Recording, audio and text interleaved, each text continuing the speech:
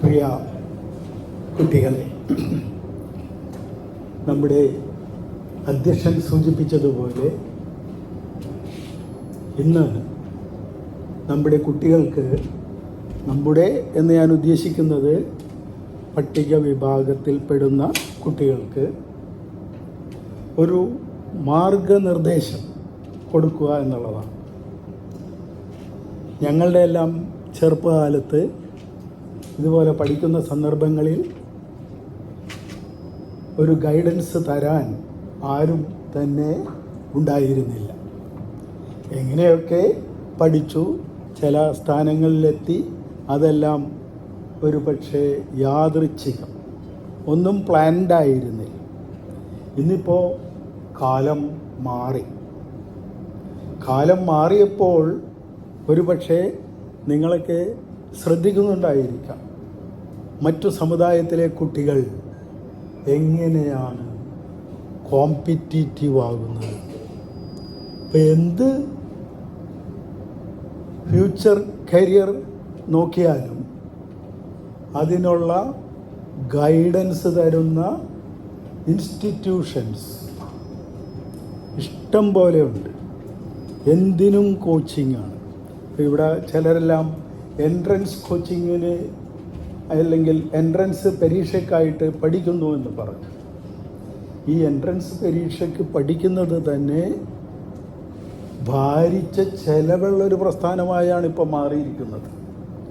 ആ ചുറ്റുപാടിൽ പാവപ്പെട്ട കുട്ടികൾക്ക് അത്തരത്തിലുള്ള കരിയർ ഡെവലപ്മെൻറ്റ് പ്രോഗ്രാം അറ്റൻഡ് ചെയ്യാനും പഠിക്കാനും കോമ്പറ്റീറ്റീവ് ആകാനും സാധിക്കുമോ? ബുദ്ധിമുട്ടാണ്. അപ്പോൾ നമുക്ക് ലഭ്യമായ സൗകര്യങ്ങൾ വെച്ച് എങ്ങനെ ഒരു ലക്ഷ്യത്തിലെത്തിച്ചേരാം, അതായിരിക്കണം നമ്മളുടെ ഉദ്ദേശം. ആ ഉദ്ദേശം മനസ്സിൽ കണ്ടുകൊണ്ടാണ് ഈ മഹാത്മാഗാന്ധി ട്രസ്റ്റ് എന്ന് പറയുന്ന ട്രസ്റ്റ് ഇത്തരത്തിലുള്ള ചെറിയ ചെറിയ പരിശീലനങ്ങൾ നമ്മുടെ യുവാക്കൾക്കായിട്ട്, കുട്ടികൾക്കായിട്ട് ചെയ്യുന്നത്. ഈ കഴിഞ്ഞ ഡിസംബറിൽ നമ്മളൊരു പ്രോഗ്രാം ഇതുപോലെ നടത്തുകയുണ്ടായി. അതിലും 10-40 കുട്ടികൾ കരിയർ ഗൈഡൻസ് ലീഡർഷിപ്പ് ക്യാമ്പ് എന്ന് പറഞ്ഞാണ് അത് പ്ലാൻ ചെയ്തത്. 10-40 കുട്ടികൾ പങ്കെടുക്കുകയുണ്ടായി. അപ്പോൾ നമ്മളുടെ ലക്ഷ്യം കുട്ടികളെ ഭാവിയിൽ നല്ലൊരു കരിയറിലേക്ക് എത്തിച്ചേരാൻ വേണ്ട മാർഗനിർദ്ദേശം കൊടുക്കുക. അതാണ് നമ്മളുടെ ലക്ഷ്യം. അപ്പോൾ ആ ലക്ഷ്യം നമ്മൾ മുന്നിൽ കാണണം. ഇപ്പോൾ ഒരു ഉപദേശകൻ എന്ന നിലയ്ക്ക് ഒരുപക്ഷെ പലരും നിങ്ങളെയൊക്കെ ഉപദേശിക്കുന്നുണ്ടാവും.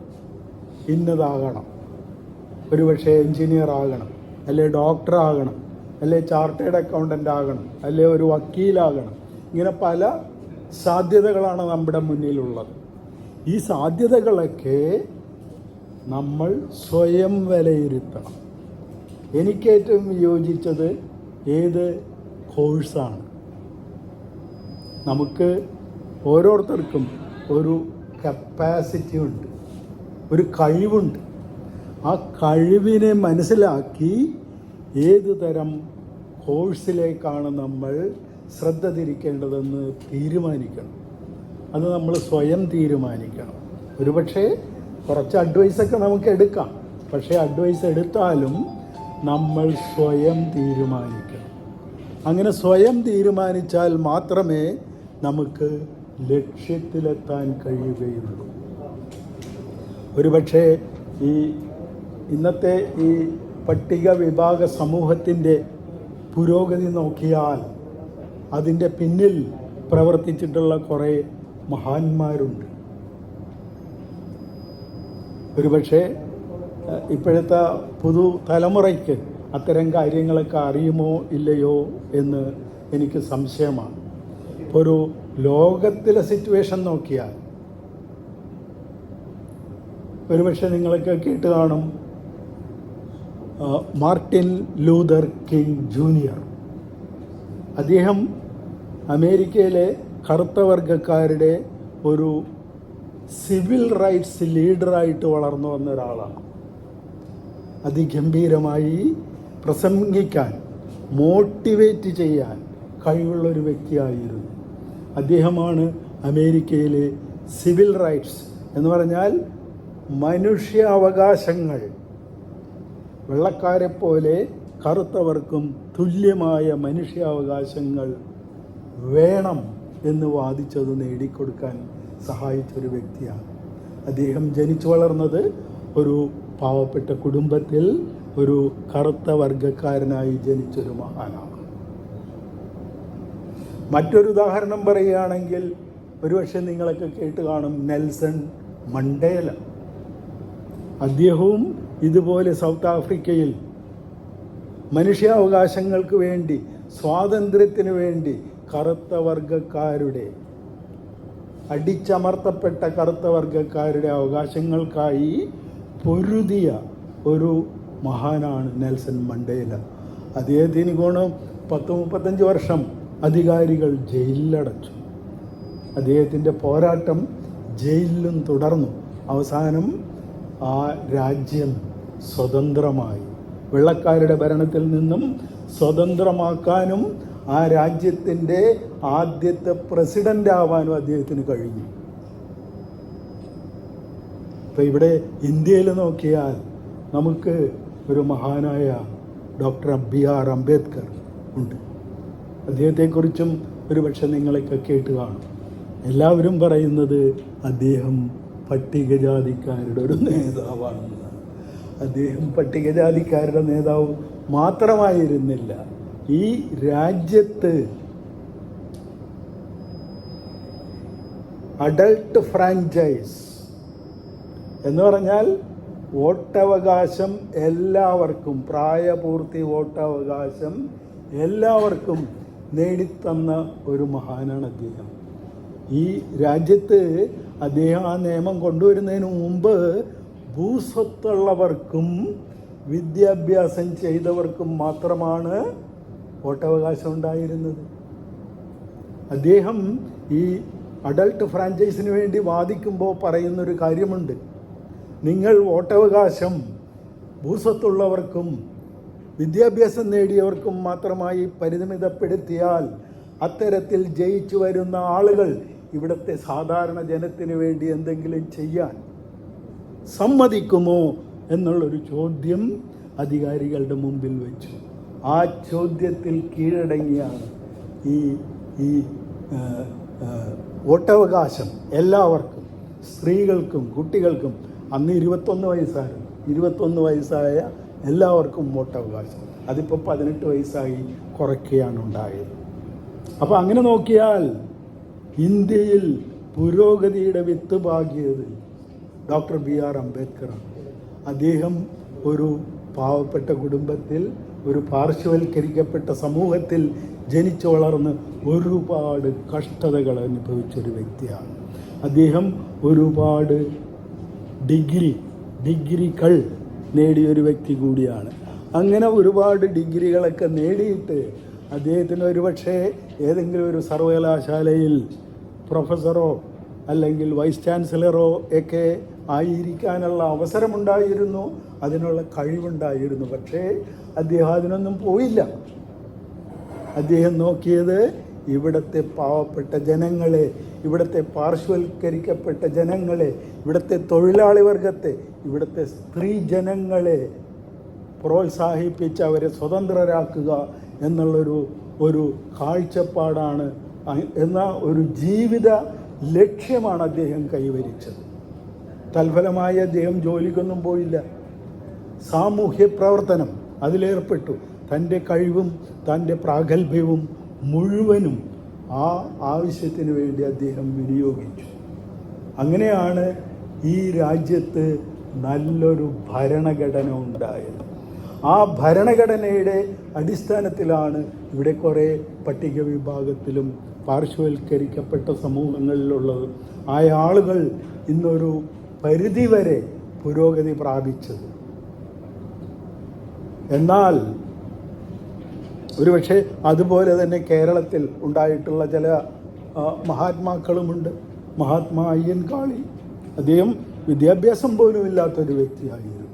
എന്നിട്ട് അദ്ദേഹത്തിൻ്റെ പ്രവർത്തന ഫലമായി ഒരുപക്ഷെ അംബേദ്കർ വരുന്നതിന് മുമ്പ് തന്നെ സ്കൂൾ പ്രവേശനം, തിരുവിതാംകൂർ എന്ന് പറയുന്ന രാജ്യത്ത് സ്കൂൾ പ്രവേശനം പട്ടിക വിഭാഗത്തിന് നേടിക്കൊടുത്ത ഒരു മഹാനായ വ്യക്തിയാണ് ശ്രീമാൻ അയ്യങ്കാളി. അതുപോലെ പൊയ്കയിൽ അപ്പച്ചൻ. ഇങ്ങനെ നമ്മുടെ സമൂഹത്തിൽ നിന്ന് തന്നെ തീരെ നിവർത്തിയില്ലാത്ത ചുറ്റുപാടിൽ നിന്നും വളർന്നു വന്ന ഒരുപാട് നേതാക്കളുടെ, ഒരുപാട് മഹാന്മാരുടെ പ്രയത്ന ഫലമായിട്ടാണ് നമ്മളിന്ന് ഈ ഹോട്ടലിൽ ഒത്തുകൂടാനും ഇതുപോലൊരു പരിപാടി സംഘടിപ്പിക്കാനും അവസരം ഉണ്ടായത്. ഞാൻ പറഞ്ഞു വരുന്നത്, പഠിച്ച് ഉയർന്നു വരുമ്പോൾ നമുക്ക് ഒരു വലിയ ഉത്തരവാദിത്വമുണ്ട്. ആ ഉത്തരവാദിത്വം നിറവേറ്റാൻ കൂടി നമ്മൾ ഓരോരുത്തരും തയ്യാറാവണം. ഞാനിപ്പോൾ ഇവിടുത്തെ ഒരു സ്ഥിതിവിശേഷം നിങ്ങളുടെ മുമ്പിൽ പറയാം.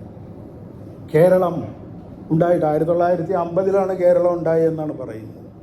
ഇവിടുത്തെ ഏറെക്കുറെ എല്ലാ സമുദായങ്ങളിൽ നിന്നും മുഖ്യമന്ത്രിമാരുണ്ടായിട്ടുണ്ട്, ചീഫ് സെക്രട്ടറിമാരുണ്ടായിട്ടുണ്ട്, അതുപോലെ പല പല ഉന്നത ഉദ്യോഗസ്ഥന്മാരും രാഷ്ട്രീയക്കാരും ഉണ്ടായിട്ടുണ്ട്. എന്തുകൊണ്ട് ഇതുവരെ പട്ടികജാതിയിൽ നിന്നോ പട്ടികവർഗത്തിൽ നിന്നോ ഒരു സ്വതന്ത്രനായ ഒരു മന്ത്രി അല്ലെങ്കിൽ ഒരു മുഖ്യമന്ത്രി അല്ലെങ്കിൽ ഒരു ചീഫ് സെക്രട്ടറി ഉണ്ടായില്ല എന്ന് നാം ചിന്തിക്കേണ്ട ഒരു സന്ദർഭം കൂടിയാണിത്. നമുക്കോരോരുത്തർക്കും, നിങ്ങൾക്കോരോരുത്തർക്കും ഈ പറയുന്ന സ്ഥാനങ്ങൾ അലങ്കരിക്കാനുള്ള കഴിവുള്ള വ്യക്തികളാണ്. ഒരുപക്ഷെ നിങ്ങൾക്ക് വേണ്ട ഒരു ചുറ്റുപാട് അല്ലെങ്കിൽ അതിനുള്ള ഒരു സാഹചര്യം ഇല്ലാത്തത് കൊണ്ടാണ് നിങ്ങളുടെ ബുദ്ധി വികാസിക്കാത്തതും നിങ്ങളുടെ പ്രവർത്തന മണ്ഡലം വലുതാവാത്തതും. അപ്പോൾ എന്ത് ചെയ്യണം? നമ്മൾ പ്ലാൻ ചെയ്ത് നമ്മളുടെ ബുദ്ധി വികാസിക്കാനും നമ്മളുടെ പ്രവർത്തന മണ്ഡലം വലുതാക്കാനും നാം ഓരോരുത്തരും ശ്രമിക്കണം. നിങ്ങൾക്കതിനുള്ള കഴിവുണ്ട്, ആ കഴിവ് വിനിയോഗിക്കണം. ഒരുപക്ഷെ പലരും ചിന്തിക്കുന്നുണ്ടാവും, ഞാനൊരു പാവപ്പെട്ട കുടുംബത്തിലാണ്, എനിക്ക് ഈ ആളുകളോടൊക്കെ വർത്തമാനം പറയാനോ അല്ലെങ്കിൽ ഇതുപോലൊരു നല്ല സ്ഥാനത്തിരിക്കാനോ കഴിയുമോ എന്നുള്ള സംശയം. അതാണ് പലരെയും പിന്നോട്ട് വലിക്കുന്നത്. അത് പാടില്ല. നമുക്ക് കഴിവുണ്ട്, ആ കഴിവ് നമ്മൾ പ്രയോഗിക്കണം. ആ കഴിവ് നമ്മൾ വലുതാക്കിയെടുക്കുക, ഡെവലപ്പ് ചെയ്യണം. നമ്മുടെ പേഴ്സണാലിറ്റി എന്ന് വെച്ചാൽ നല്ല പ്രവർത്തനം, അല്ലെ ആളുകളായിട്ടുള്ള നല്ല സംസർഗം, നല്ല വാക്കിലൂടെ കാര്യങ്ങൾ പറയുക, കൂടുതൽ കാര്യങ്ങൾ പഠിക്കുക, മനുഷ്യാവകാശങ്ങൾ എന്താണെന്ന് മനസ്സിലാക്കുക. അത് മനസ്സിലാക്കിയാൽ മാത്രമേ നമുക്ക് പൊതു സമക്ഷം കാര്യങ്ങൾ അവതരിപ്പിക്കാനും പറയാനുമുള്ള ശക്തി കിട്ടുള്ളൂ. ആ ശക്തി ആർജിക്കാൻ നിങ്ങൾക്ക് ഓരോരുത്തർക്കും കഴിവുണ്ട്. ഇപ്പോൾ പ്ലസ് ടു എന്ന് പറഞ്ഞാൽ ഇനി ഒരു 50-60 കൊല്ലം നിങ്ങൾ ഉറപ്പായിട്ടും ജീവിക്കേണ്ട ആൾക്കാരാണ്. ഇപ്പോൾ കാലം ചെല്ലും തോറും ലൈഫ് എക്സ്പെക്റ്റൻസി വർദ്ധിച്ചു വരികയാണ്. ചിലപ്പോൾ നിങ്ങളൊക്കെ 90 വയസ്സ് വരെ ജീവിച്ചിരിക്കാൻ സാധ്യതയുള്ള ആൾക്കാരാണ്. ആ 90 വയസ്സ് വരെ ജീവിച്ചിരിക്കുമ്പോൾ നിങ്ങൾക്ക് എന്താകാൻ കഴിയണം, സമൂഹത്തിന് വേണ്ടി എന്ത് ചെയ്യാൻ കഴിയണം എന്നുള്ള ഒരു ചിന്ത ഇപ്പോഴേ തുടങ്ങണം. ഇന്നിപ്പോൾ പല മാധ്യമങ്ങൾ, വാട്സപ്പ് അങ്ങനെയുള്ള കാര്യങ്ങളൊക്കെ നമ്മുടെ സമയം ഒരുപാട് ഉപയോഗിക്കുന്നുണ്ടായിരിക്കാം. അതെല്ലാം ഒന്ന് പ്ലാൻ ചെയ്ത് ചുരുക്കി നമ്മളുടെ വ്യക്തിത്വത്തെ, നമ്മളുടെ വ്യക്തിയെ വികസിപ്പിക്കുക. ആ വ്യക്തിയെ സമൂഹ നന്മയ്ക്കായി കൂടി ഉപയോഗിക്കുക. നമ്മൾ വളരുക, ഒപ്പം സമൂഹത്തെ സഹായിക്കാൻ കൂടി തയ്യാറാവണം. എന്നാൽ മാത്രമേ ഈ പട്ടിക വിഭാഗത്തെ കൈപിടിച്ചുയർത്താൻ കഴിയുകയുള്ളൂ. അതുകൂടി ആയിരിക്കണം നമ്മുടെ ജീവിത ലക്ഷ്യം. നാം വളരണം, ഒപ്പം നമ്മുടെ പാർശ്വവൽക്കരിക്കപ്പെട്ട സമൂഹത്തിലെ വ്യക്തികളെ കൂടി കൈ പിടിച്ചുയർത്താൻ നമുക്ക് കഴിയണം. ആ ലീഡർഷിപ്പ് ക്വാളിറ്റി, അതാണ് നാം ഓരോരുത്തരും ഡെവലപ്പ് ചെയ്യേണ്ടത്. വരും കാലങ്ങളിൽ നിങ്ങൾക്കതിന് കഴിഞ്ഞാൽ ഒരു പക്ഷേ താമസിയാതെ ഈ കേരളത്തിലും നമ്മുടെ ഒരു മുഖ്യമന്ത്രിയോ നമ്മുടെ ഒരു ചീഫ് സെക്രട്ടറിയോ അതുപോലെ ഉന്നത സ്ഥാനങ്ങൾ വഹിക്കുന്ന വ്യക്തികളായി വളരാൻ നിങ്ങൾക്ക് കഴിയണം. ഈ സന്ദർഭത്തിൽ ഞാൻ ഈ ഡോക്ടർ മാർട്ടിൻ ലൂതർ കിങ് അദ്ദേഹത്തിൻ്റെ സിവിൽ റൈറ്റ്സ് മൂവ്മെൻറ്റിൽ ആന്തം എന്ന് പറഞ്ഞാൽ നാഷണൽ ആന്തം എന്ന് വെച്ചാൽ രാജ്യത്തിൻ്റെ പാട്ട്, എന്നതുപോലെ സിവിൽ റൈറ്റ്സ് മൂവ്മെൻറ്റിനൊരു ആന്തമുണ്ടായിരുന്നു. ആ ആന്തം ഇങ്ങനെയാണ്: we shall overcome, we shall overcome, we shall overcome one day. നമ്മളുടെ മുമ്പിലുള്ള പ്രതിബന്ധങ്ങൾ എല്ലാത്തിനെയും നമുക്ക് ഓവർകം ചെയ്യാൻ, അതിജീവിക്കാൻ ഒരു ദിവസം കഴിയും. ആ ദിവസം എത്രയും പെട്ടെന്നാക്കാൻ നിങ്ങളെപ്പോലുള്ള ചെറുപ്പക്കാർ വിചാരിച്ചാൽ നടക്കും. അത് നടന്നാൽ മാത്രമേ ഈ പട്ടിക വിഭാഗത്തെ ഈ കേരളത്തിൻ്റെ മുഖ്യധാരയിലേക്ക് എത്തിക്കാൻ കഴിയൂ. എന്താണ് മുഖ്യധാര? നമ്മുടെ സമൂഹത്തിൽ ഓരോ സമുദായങ്ങളും ഒരു നിലവാരം പുലർത്തുന്നുണ്ട്. ആ നിലവാരം നോക്കിയാൽ പട്ടിക വിഭാഗം ഏറ്റവും താഴെയാണ്. അവരെ ഉയർത്തിക്കൊണ്ടുവന്ന് മറ്റുള്ളവരുടെ സമം ആക്കുക, അതാണ് ഉദ്ദേശിക്കുന്നത്. അതിന് നിങ്ങൾക്ക് കഴിയും. We shall overcome. ആ ഓവർകം ചെയ്യുന്ന ഡേറ്റ് എത്രയും പെട്ടെന്ന് ആക്കാൻ നിങ്ങൾക്ക് കഴിയട്ടെ എന്ന് ആശംസിച്ചുകൊണ്ട് ഞാൻ ഈ ഉദ്ഘാടന പരിപാടി ചെയ്യുന്നു. എല്ലാവരുടെയും അനുവാദത്തോടു തന്നെ ഈ സ്റ്റഡി ക്ലാസ്, ഈ ഇൻസ്പയറിംഗ് യൂത്ത് എന്നുള്ള ഈ പ്രോഗ്രാം ഉദ്ഘാടനം ചെയ്യുന്നു. എല്ലാവർക്കും നന്ദി, നമസ്കാരം.